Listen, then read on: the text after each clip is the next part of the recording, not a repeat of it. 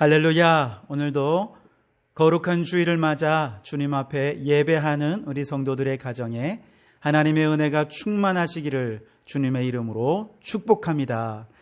오늘 이 시간 우리에게 주시는 하나님의 말씀은 마태복음 6장 9절에서 13절 말씀입니다. 제가 봉독해 드리겠습니다. 그러므로 너희는 이렇게 기도하라. 하늘에 계신 우리 아버지여, 이름이 거룩히 여김을 받으시오며 나라가 임하시오며 뜻이 하늘에서 이루어진 것 같이 땅에서도 이루어지이다.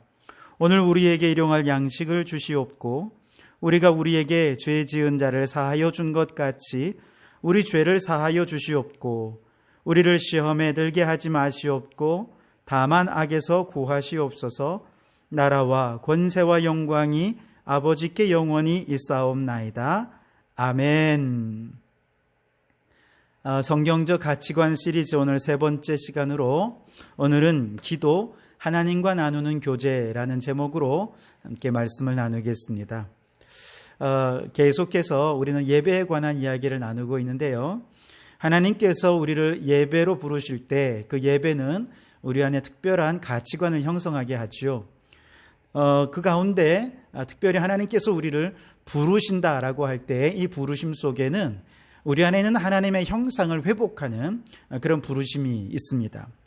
그리고 이렇게 하나님의 형상을 회복한다는 것은 우리 안에 하나님의 성품을 회복하면서 드디어 인간다운 삶을 살 수 있게 되었다 하는 의미가 있는 것이죠. 그뿐만 아니라 하나님의 형상이 회복되었다라고 하는 말은 우리의 영이 되살아났다 하는 의미가 있습니다. 그래서 우리는 영이신 하나님과 드디어 교제할 수 있는 특권을 누릴 수 있게 되었다라고 하는 의미가 되는 것이죠. 그래서 우리는 예배 가운데 하나님의 형상을 회복하고 그 회복된 형상으로 하나님과 깊은 교제를 나누는 정말로 신비롭고 놀라운 은혜를 경험할 수 있게 되는 것이죠. 영의 구원에 대해서 이야기하던 한 목사님에게 한 의사 선생님이 물어보았대요. 목사님은 영혼을 본 적이 있으십니까? 혹은 영혼을 들은 적이 있으십니까? 맛보거나 냄새를 맡아본 경험은 있으십니까? 그러자 목사님은 아니요 라고 대답을 합니다. 의사가 다시 묻습니다. 그렇다면 목사님은 영혼을 느껴본 적은 있으십니까? 그러자 목사님은 네, 참으로 느꼈지요 라고 대답을 합니다. 그러자 의사 선생님은 말합니다. 좋습니다. 목사님은 5가지 감각 가운데 4가지 감각은 영혼을 알아차리지 못했군요. 그러니 나는 영혼이 있다는 사실을 믿을 수가 없습니다. 그러자 이번에는 목사님이 질문을 합니다. 당신은 의학 박사이시지요? 당신의 일은 사람들의 고통을 다루는 것이고요. 그렇다면 당신은 환자들의 고통을 보고 듣고 맛보고 냄새 맡아본 적이 있습니까? 의사가 대답을 못합니다. 그러자 목사님이 이야기를 이어갑니다. 물론 그럴 수 없겠죠. 당신은 단지 환자들의 고통을 느꼈을 뿐입니다. 그렇다면 한 감각 이외에 4가지 감각은 그것을 받아들이지 못했으니 고통은 존재하지 않는 걸까요? 그렇지 않죠. 당신과 나는 이미 고통이 존재하고 있다는 사실을 알고 있습니다. 마찬가지로 나는 영혼이 존재한다는 사실을 알고 있습니다. 여러분, 영혼은 그래요. 눈에 보이지 않습니다. 냄새 맡을 수도 없고요. 그 소리를 들을 수도 없고 손으로 만질 수도 없어요. 그러나 우리의 영혼은 우리의 전 존재를 감싸고 있기에 우리는 언제나 그 영혼을 느낄 수가 있습니다. 그래서 우리는 그 영혼으로 영이신 하나님을 갈망하게 되고 그 영혼으로 하나님을 만나고 영이신 하나님과 대화하고 교제할 수 있게 되죠. 이처럼 하나님과 영적으로 만나서 교제하는 이 놀랍고 신비로운 특권의 자리가 어디냐? 바로 기도의 자리라는 것입니다. 자, 오늘 마태복음 6장에 나오는 말씀은 전체적으로 사람 앞에 보이려고 어떤 일을 행하지 말아라 라고 하는 주제로 내용이 이루어져 있습니다. 그래서 사람에게 보이려고 구제하는 거 하지 말아라. 외식이다. 사람에게 보이려고 중언부언 그렇게 기도하지 말아라. 또 사람에게 보이려고 금식하지 말아라. 그런 어떤 말씀을 하고 계신데요. 이제 그런 과정에서 이제 기도에 대해서 주님 말씀해 주고 계세요. 이것은 무엇을 우리에게 말씀해 주고 싶으냐 하면 우리가 하나님과 영적으로 교제를 나누는 데 있어서 만약에 사람을 의식하기 시작한다면 하나님과 영적 교제는 불가능해진다는 것을 얘기하는 것이죠. 영이신 하나님과의 교제는 우리가 사람을 의식하는 것이 아니라 하나님을 의식할 때 비로소 영적인 하나님과 교제가 가능해집니다. 뿐만 아니라 영이신 하나님과의 교제는 이제 기도하는 사람이 우리의 기도를 들으신 하나님을 절대적으로 의존하는 마음을 가질 때 그 기도가 하나님과 진정한 영적 교제를 나누는 기도가 될 수가 있습니다. 오늘 6장 9절의 이하의 말씀에 보면 우리 하나님은 하늘에 계신 우리 아버지이십니다. 그분은 거룩하신 분이십니다. 그리고 하나님의 나라와 그분의 뜻은 반드시 이 땅에 이루어지게 될 것입니다. 그만큼 우리 하나님은 전능하신 하나님이라는 것이죠. 그러나 또한 반면에 우리 하나님은 아버지처럼 따뜻한 분이기도 합니다. 가까운 분이고 친밀한 분이기도 합니다. 그래서 우리가 기도할 때 우리 하나님은 우리의 기도를 들으실 전능하신 능력의 하나님이실 뿐만 아니라 우리가 아파하고 힘들어할 때 아버지처럼 우리를 감싸 안으시고 우리를 위로하시죠. 그래서 우리가 기도하는 내내 하늘에 계신 우리 아버지께 절대적으로 의존하는 마음을 가지고 기도할 때 그 이름을 거룩하게 하며 아버지의 나라와 그의 뜻을 구하며 간절히 구하며 기도할 때 하나님께서는 바로 그 기도를 들으시는 것이죠. 그러므로 여러분, 우리가 예배할 때 기도하면서 사람을 의식하지 말고 오직 하나님만 의식하십시오. 그러면 영이신 하나님과 영적으로 교제하는 것을 느낄 수 있을 것입니다.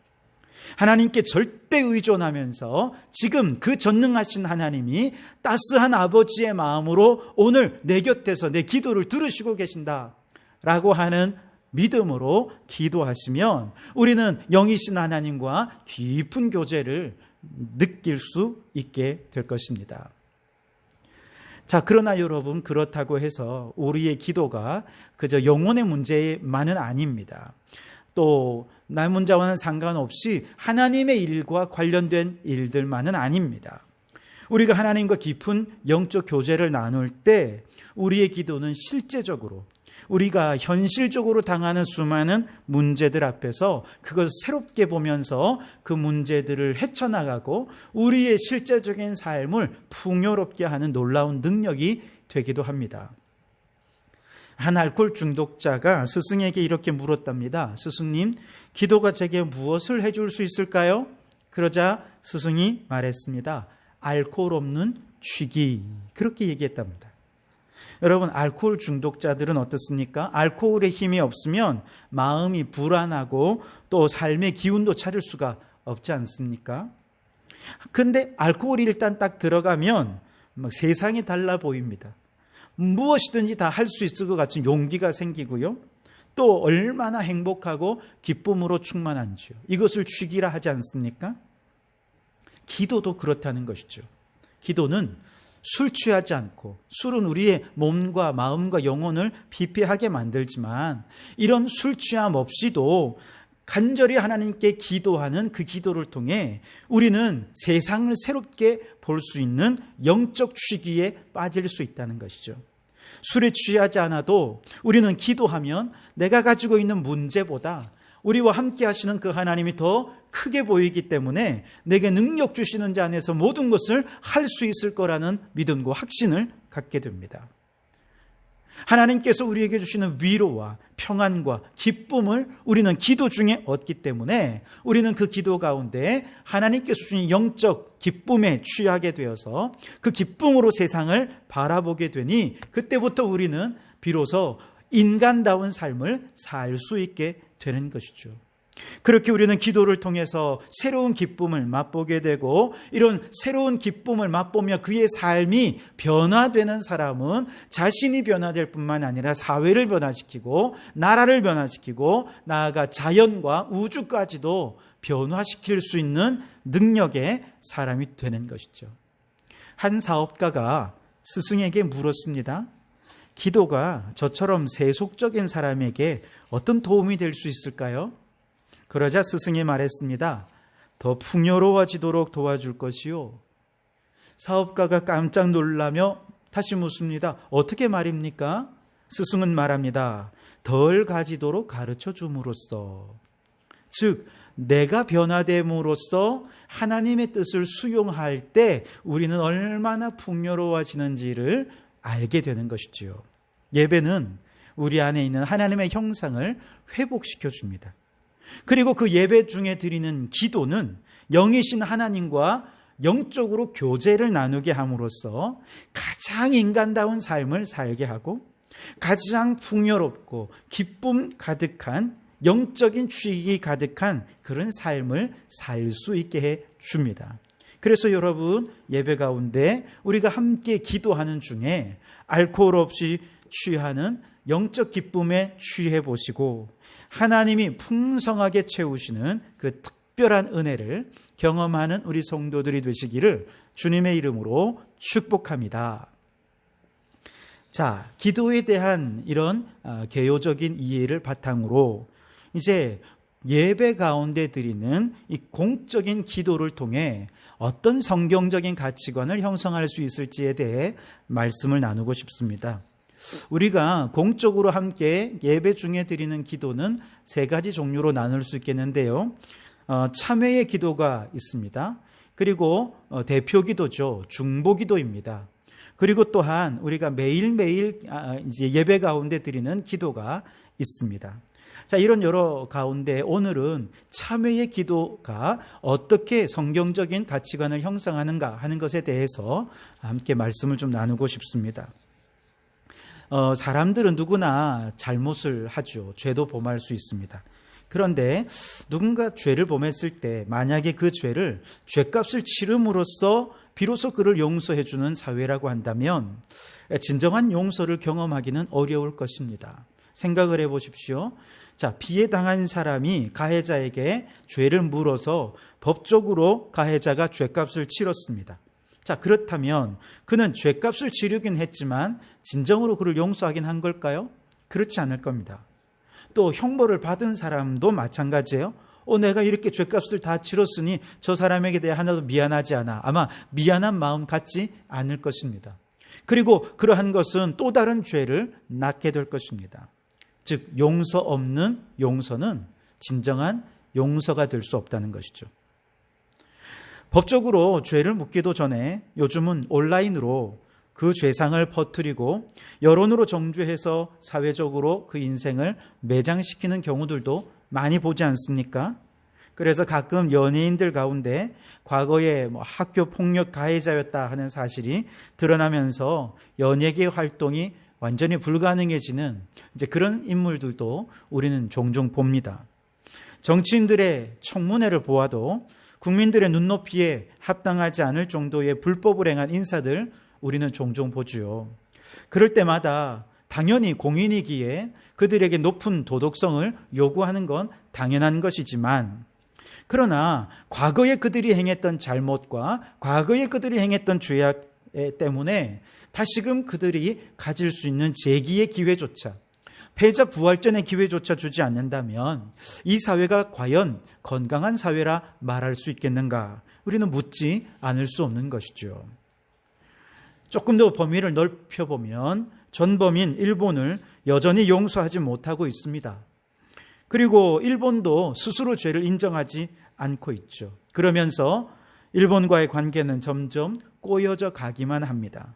이 문제 어떻게 풀어갈 수 있을까요? 지금과 같은 대립으로 이 문제가 계속 해결해 갈 수 있을까요?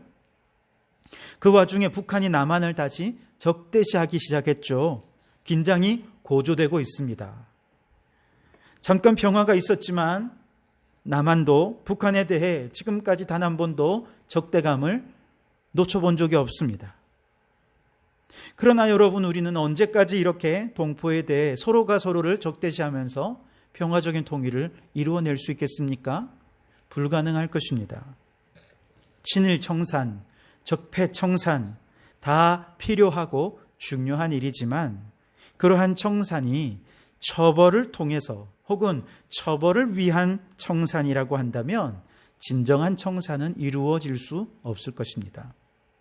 용서가 없는 청산이기 때문에 그렇죠. 화해가 없는 청산이기 때문에 그렇습니다.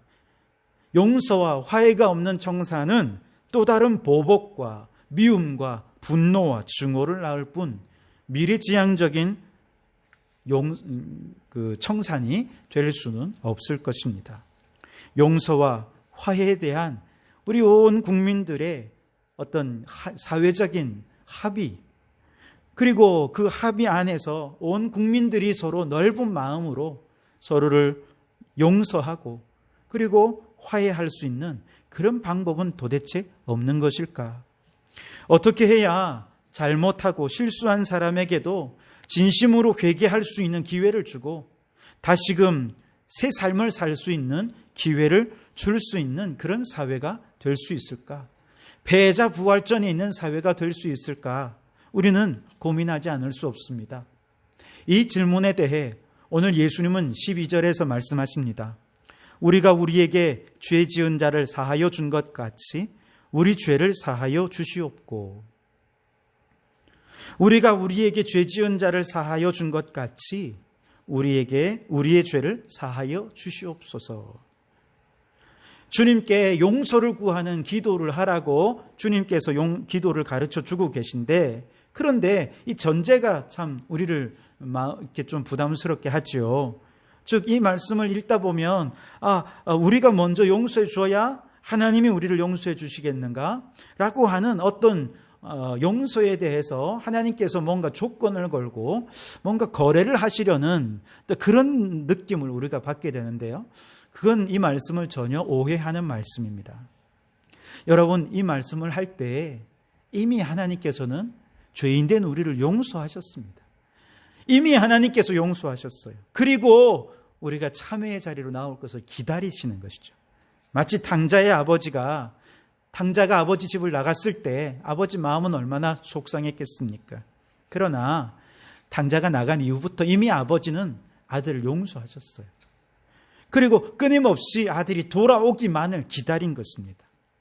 그것과 마찬가지로 하나님께서 이미 우리를 다 용서하셨어요. 그리고 우리가 돌아오기를, 참회하며 주님 앞에 머리 조아리기를 기다리고 계셨던 것이죠.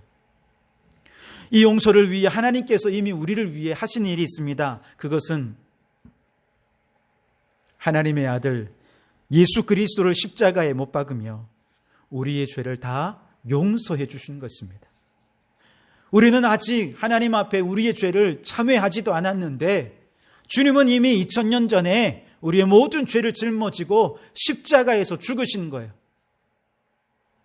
그리고 하나님께서 우리의 모든 죄를 다 이미 용서해 주셨습니다. 그리고 지난 2000년 동안 우리를 기다리신 거예요. 돌아오라고. 우리가 죄를 깨닫고 하나님 앞에 우리의 죄를 참회하라고. 그러면 하나님께서는 어떤 죄인이라도 용서하지 못할 자가 없는 것입니다. 다 품어주실 넉넉한 품을 품고 아버지는 지금도 기다리고 계시는 것이죠. 그런데도 그 전에 우리가 먼저 죄 지은 자를 용서해 주라고 말씀하십니다. 먼저 용서해 주라고 말씀하세요. 왜 그렇습니까? 그 이유는 다른 게 아닙니다.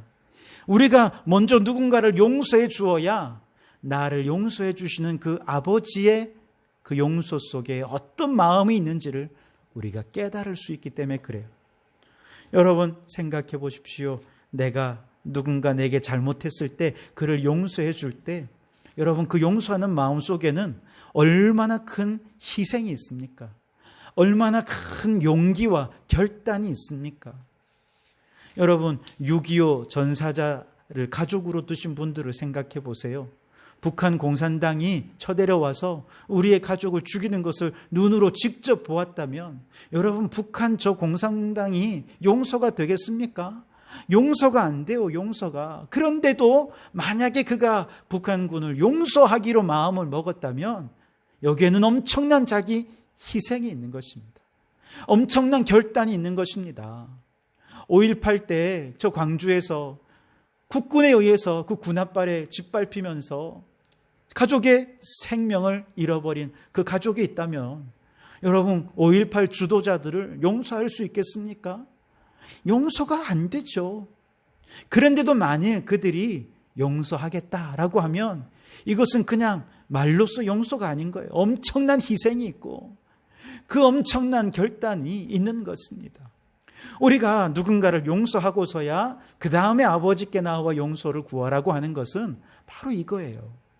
내가 누군가를 용서할 때 내 안에 얼마나 큰 희생과 용기와 결단이 있고 그것이 얼마나 숭고하고 위대하고 아름다운지를 경험하고 보면 하나님께서 우리를 용서해 주신 그 용서 속에 얼마나 큰 희생이 있었는지, 얼마나 큰 결단이 필요했는지, 그 하나님이 우리를 용서하신 그 용서는 얼마나 위대하고 숭고한 것인지를 비로소 깨닫게 되고 드디어 하나님 앞에 나와 고개 숙여 참회하게 될 때 하나님의 그 놀라운 사랑 앞에 우리는 눈물 흘리지 않을 수가 없는 것이죠.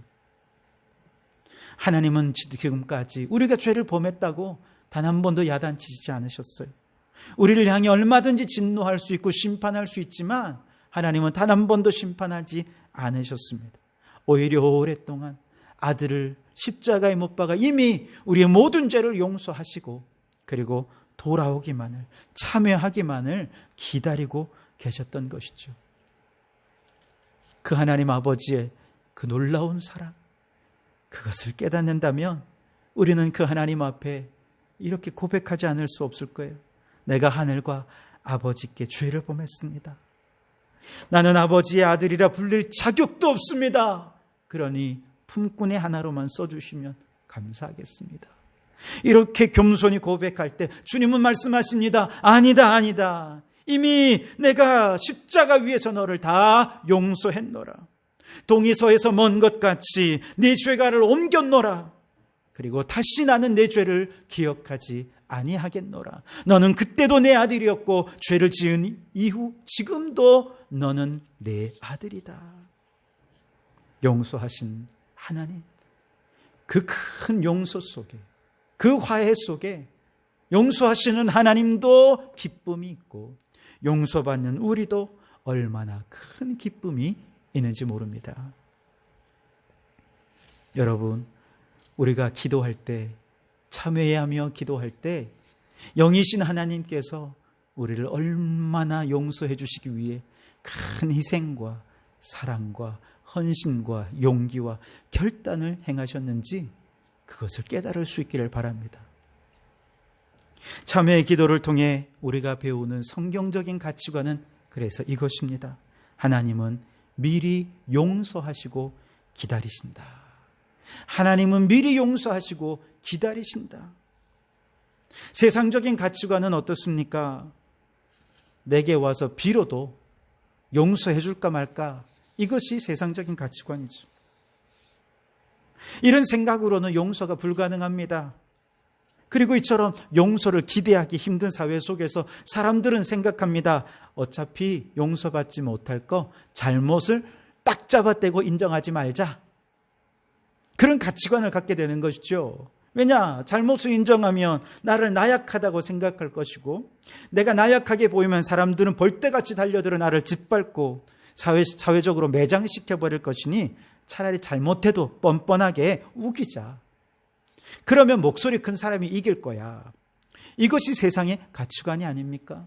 내가 잘못해도 돈으로 다 덮어버리면 돼. 내가 잘못해도 권력을 사서 권력으로 덮어버리면 돼. 그러면 사람들이 나를 인정해 줄 거야. 이것이 세상적인 가치관입니다. 그러나 여러분, 정말 그렇습니까? 잘못을 인정하면 그 사람은 나약한 사람인가요? 오히려 자신의 잘못을 솔직히 인정하고 잘못을 인정함으로써 오는 어떤 비난도 어떤 책임도 감내할 용기가 있는 사람, 그 사람이 진짜 강한 사람이 아닌가요? 그런 면에서 참회의 기도는 단순히 죄책감으로부터 벗어나기 위해 마음 편하기 위한 그런 시간이 결코 아닙니다.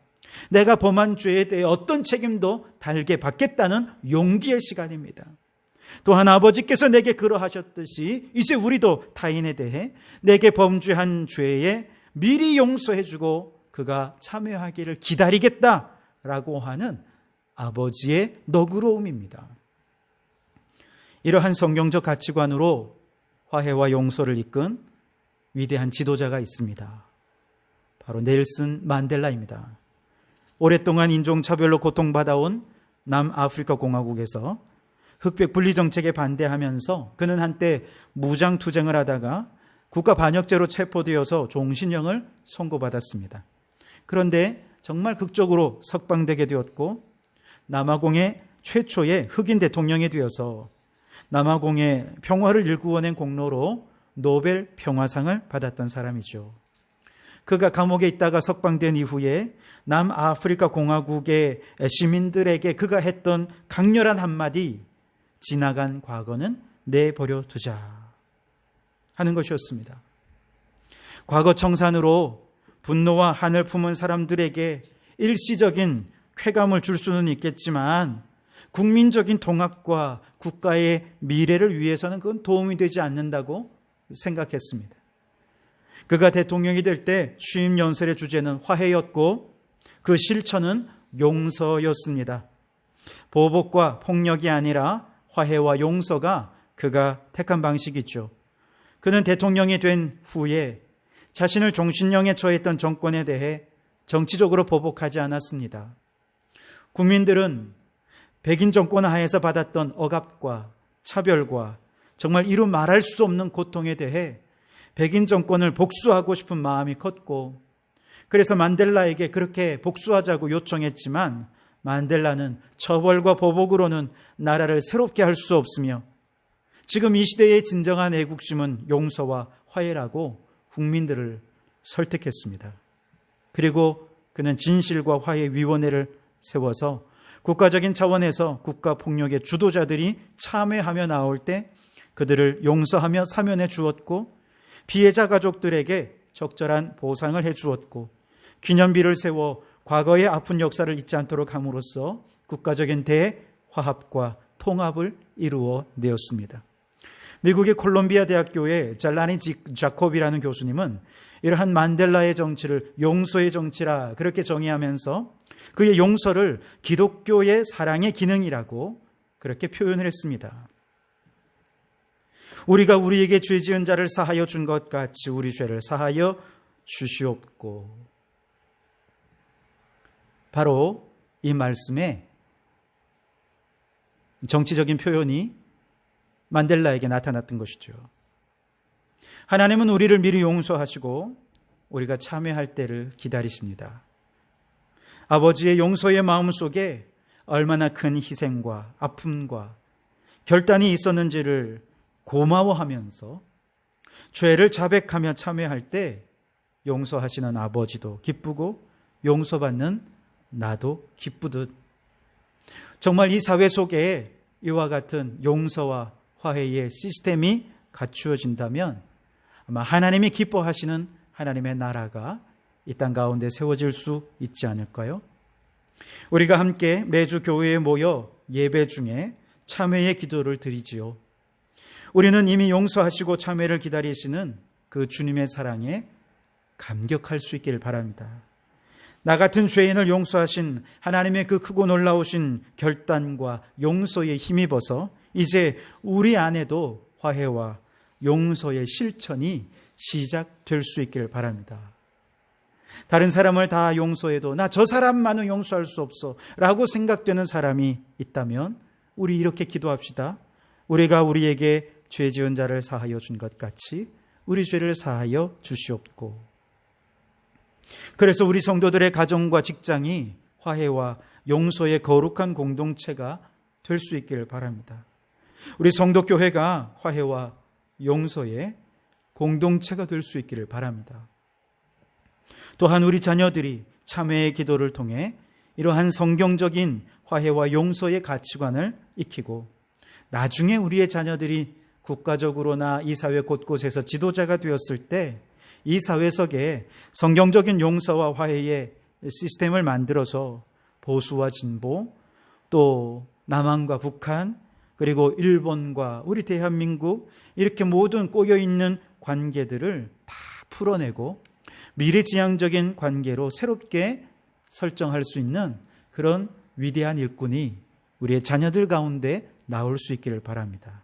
여러분, 기도는 하나님과 나누는 사랑의 대화요 교제입니다.